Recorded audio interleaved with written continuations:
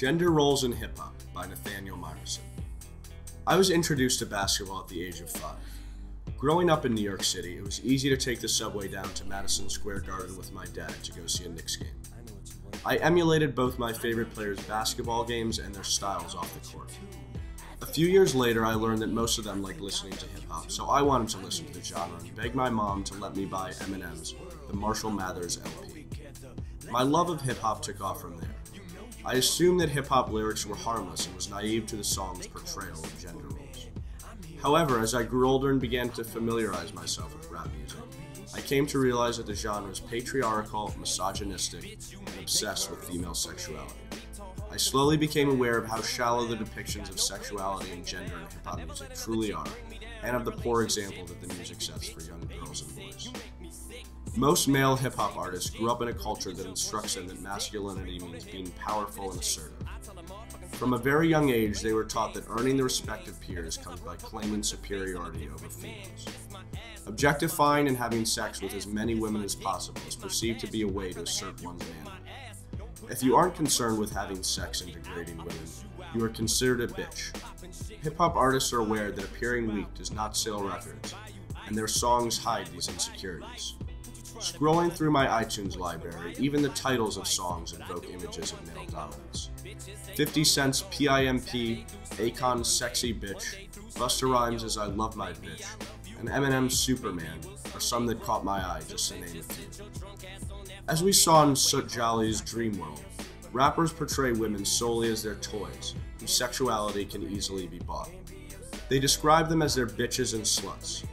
Cheating on women in a relationship is acceptable too because these women are subservient to men. Artists rap about how easily they can have sex with women, as long as they are wealthy and can buy the females expensive gifts. Furthering the emphasis on female prostitution, artists talk about going to strip clubs and throwing large sums of money at the strippers. Fat Joe's popular hit Make It Rain is one example of this, and T-Pain's I'm in Love with a Stripper demonstrate the male fantasy with strippers. Women's bodies have become a function in which to advertise and sell records. As a result, hip-hop music videos have become a form of pornography. Women are depicted as lustful and concerned with nothing other than their bodies. In the videos, the women are shown having sex in various locations. Multiple women are often seen draped over men, aroused by their very presence. These women, who play various roles such as hotel maids, cheerleaders, police officers, and sorority girls, wear clothing that highlight their breasts and butts to appease male-dominated audiences. They dance in erotic ways, demonstrating their promiscuity and desire for male attention. Older female artists like Lil' Kim and Missy Elliott rapped about sexual experiences with men and even referred to themselves as bitches.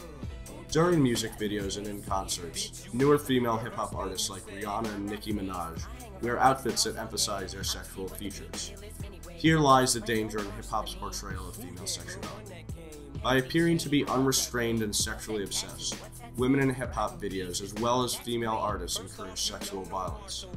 Since gender roles are not something that we are born with but constructed by our society, when a young girl sees her role model completely obedient to her male counterparts, she assumes that sexual violence perpetrated against women is acceptable.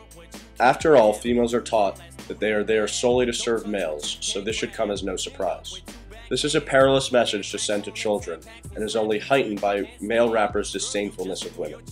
Hip-hop serves as a representation of our culture. Boys grow up objectifying girls and wanting to hook up with as many of them as possible. Girls are taught that their sexual features are essential to attracting male attention, and so when they don't feel they are beautiful and sexy, they take drastic measures to fix their parts. In order to eliminate these stereotypes, more of an emphasis needs to be given to those who aren't conforming to the status quo.